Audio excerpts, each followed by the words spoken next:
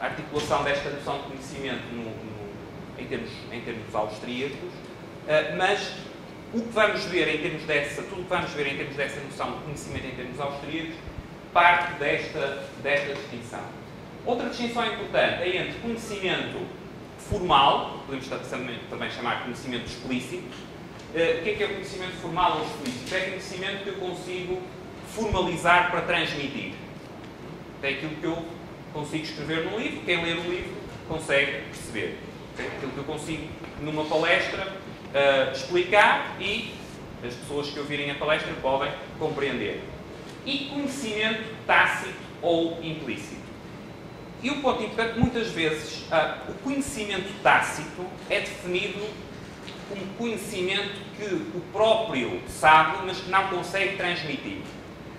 Mas na perspectiva da escola austríaca, o conhecimento tácito é mais do que isso. O conhecimento tácito pode ser conhecimento, e muitas vezes é, que o próprio não sabe que sabe.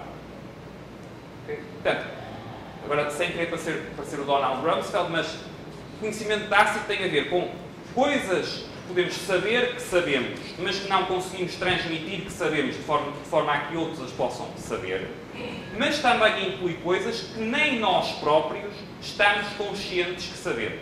Coisas que nós, até em sentido explícito, não sabemos que sabemos. E algumas não temos condição de saber. Ou seja, não sabemos que sabemos e não podemos saber que sabemos, ainda que façamos uso desse conhecimento. Se quisermos ligar a distinção que vimos há pouco entre teoria, praxis e técnica, poderíamos também articular isso com esta noção de conhecimento tácito. Nós podemos ter, em termos de conhecimento tácito, podemos ter conhecimento tácito a nível teórico, a nível do que chamaríamos o conhecimento da verdade. Podemos ter conhecimento tácito a nível da praxis, a nível da decisão, ou seja, muitas vezes um bom empresário, um bom empreendedor, é alguém que decide bem, mas esse conhecimento de decidir bem é um conhecimento que não é transmissível. É um conhecimento que o próprio pode não saber como é que o tem. Portanto, é uma inclinação que ele tem. Portanto, esse conhecimento praxeológico pode ser um conhecimento fundamental, frequentemente é, mas é também um conhecimento que não é explicitável, não é transmissível. Você não pode, nem torturando o cara, você pode extrair dele esse conhecimento. E reparem, não é uma questão de inteligência. Ou seja, não é uma questão de você ter alguém muito inteligente que vai, ou um grupo de pessoas muito inteligentes, que vai conseguir explicitar esse conhecimento. É da natureza do próprio conhecimento. É muito importante, especialmente em meios académicos e políticos, que tendem a ter pessoas bastante inteligentes, são meios hierárquicos onde a progressão está frequentemente associada à inteligência, é fácil as pessoas terem a presunção de que conseguem explicitar coisas e formas de conhecimento que não são explicitáveis. E pode ser conhecimento tácito também em termos técnicos, ou seja, muitas vezes eu posso ter alguém que é um bom, que é um bom marceneiro, que é bom a trabalhar com madeira, é bom a executar, ou que é um bom pintor, ou que é um bom poeta, e ele não consegue transmitir aspectos da sua técnica que ele não consegue transmitir, ele simplesmente executa, ele simplesmente faz, e há aspectos que nem ele próprio, não é só não conseguir transmitir, nem ele próprio sabe como é que faz. Portanto, é algo que vem a ele no momento em que está a fazer, no momento em que está a executar. Da mesma forma que é o bom empresário, é algo, muito da decisão, é algo que vem a ele, é algo que ele está naturalmente inclinado, ele tende a fazer boas escolhas, ele tende a decidir de uma forma que considera os meios mais adequados para prosseguir os fins estabelecidos. Não é? Em termos teóricos também, isso relaciona-se com uma outra noção que vamos ver a seguir, que é a noção de sabedoria. Eu tenho também pessoas que têm uma orientação, digamos, moral, intelectual, mais facilmente chegam ao que poderíamos designar, ou se aproximam do que poderíamos designar como veritas, como verdade, mas que elas não sabem necessariamente explicar como. Não é? Portanto, pensem aqui, por exemplo, em termos de julgamento moral. Quer dizer, antigamente, era nas comunidades, nas pequenas comunidades, era normal haver um ancião a quem as pessoas recorriam para resolver disputas. Quer dizer, o ancião podia ser analfabeto, podia não ter um grande conhecimento do mundo exterior. Qual é que era o skill, qual é que era a capacidade, qual é que era o conhecimento que ele tinha? Era um conhecimento que aqui enquadraríamos neste domínio teórico e era uma certa sabedoria, um certo julgamento moral / intelectual que era reconhecido pela comunidade como um julgamento justo. Se quiserem, uma equivalência na sociedade contemporânea pode ser, se vocês estiverem numa situação empresarial, quem é que vocês escolheriam para arbitrar a resolução do conflito? O que é que vocês procurariam nessa pessoa? Provavelmente não será, em primeiro lugar, capacidade técnica, não será capacidade praxeológica no sentido de resolver bem na escolha de meios face a fins, será algo que tem a ver com uma noção de justiça, com uma noção de verdade, com uma certa ponderação, com um certo equilíbrio a nível do fim enquanto ele mesmo. Okay? Sobre, então, como é que isto se relaciona com o conhecimento empresarial na perspectiva da escola austríaca. E depois falarão disto mais nos módulos do professor Iório, mas o que aqui também é importante já aplicar ao que estamos a ver em termos de tipos de conhecimento. Portanto, o que é que caracteriza o conhecimento empresarial na perspectiva da escola austríaca? É um conhecimento que é essencialmente subjetivo e prático.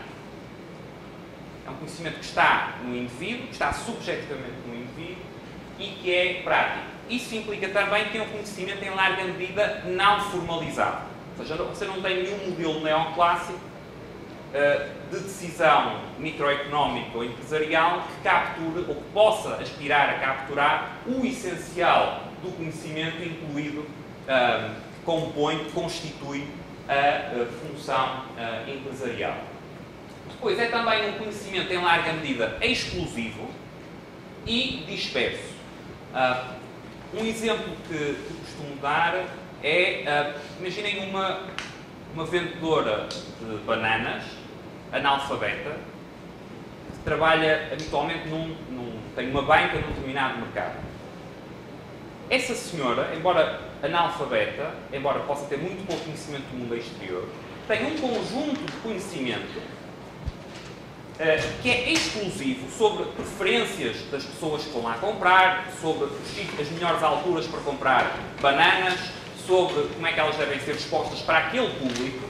Portanto, tem um conjunto de conhecimento que é exclusivo dela e das circunstâncias específicas de tempo e de lugar em que a senhora atua, que mais ninguém tem e que ninguém pode ter fora daquelas condições que a senhora tem. Portanto, você pode ter alguém que é genial a planejar o conjunto do mercado e essa pessoa, por muito brilhante que seja, por muitos computadores que tenha, nunca terá condições de reunir o conhecimento subjetivo, prático, que a senhora tem em exclusividade por atuar naquelas circunstâncias específicas de tempo e de lugar.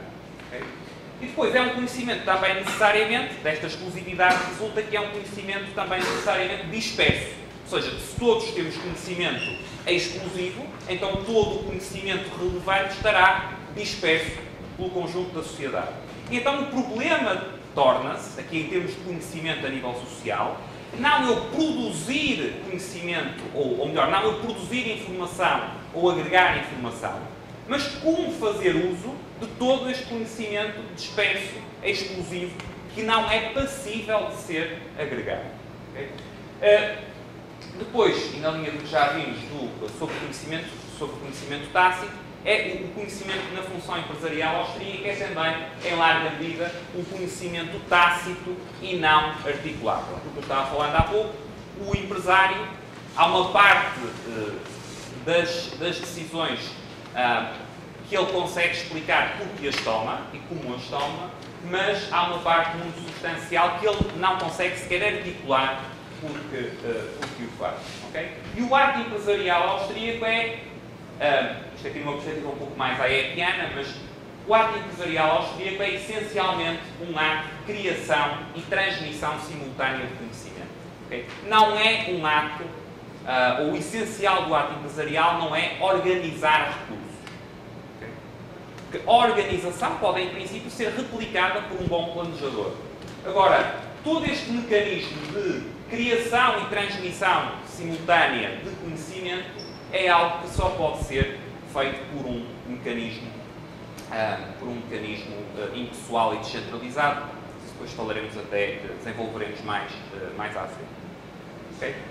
Ora bem, o nosso segundo subponto de hoje, especificidades do conhecimento científico. E mais uma vez partindo de uma classificação em termos clássicos, ou de uma adaptação contemporânea de uma classificação clássica, podemos pensar em três graus de conhecimento. Um primeiro grau de conhecimento que tem a ver com o que podemos chamar o senso comum. Ou se quisermos o Hayek utiliza mais a expressão conhecimento que resulta dos sentidos. Isto poderíamos dizer que seria uma opinião, ou se quiséssemos forçar um pouco a barra, dizer uma opinião ignorante. Não é? A opinião que a pessoa é confrontada, tem uma percepção, em termos de uma percepção sensível, e face a essa percepção sensível forma uma opinião imediata, não vai além disso. Okay? É um pouco eu tenho, os meus sentidos dizem que o Sol anda à volta da Terra e a minha opinião, quer dizer, o senso comum dirá, sem mais dados, que é óbvio que o Sol gira à volta da Terra. Okay? Então isso chamaríamos um conhecimento de primeiro grau. Um conhecimento que podemos chamar de segundo grau e que relacionamos com conhecimento científico será o que podemos chamar episteme. Seria um conhecimento que vai além só do que entra nos sentidos, do que entra por via sensível, e se preocupa com as causas. Okay? Conhecimento que procura, o lema da Universidade onde eu fiz o doutoramento, a LSI, é conhecer a causa das coisas. Procura conhecer a causa das coisas. É um conhecimento que adiciona um elemento de racionalidade portanto, só às percepções sensíveis. Vamos ver depois que, quando falamos para a psicologia, que uma das distinções entre Mises e Hayek é que Mises coloca um ênfase muito maior aqui nesta componente racional. Mises acha que por via da razão nós conseguimos saber bastante mais, por via da razão e da introspecção, e Hayek é mais cético em relação ao que por essa via conseguimos conhecer. Mas poderíamos enquadrar quer um, quer outro neste segundo ponto, em termos da abordagem ao conhecimento científico. Um terceiro grau de conhecimento tem a ver com o tal aspecto que eu estava a falar há pouco, do tal ancião, por exemplo, do ancião. Portanto, poderíamos chamar de sabedoria, e que é um conhecimento que tem algumas características do conhecimento de primeiro grau, no sentido em que é intuitivo, mas é um conhecimento que é intuitivo, mas por alguma forma que não é totalmente explicitável, é um conhecimento que é, digamos, reconhecido como orientado para a verdade. Okay? E este terceiro grau de conhecimento, que tem por referência um absoluto, em que medida o conhecimento pode ou não atingir esse absoluto, será outra questão, mas este terceiro tipo de conhecimento não é um conhecimento científico.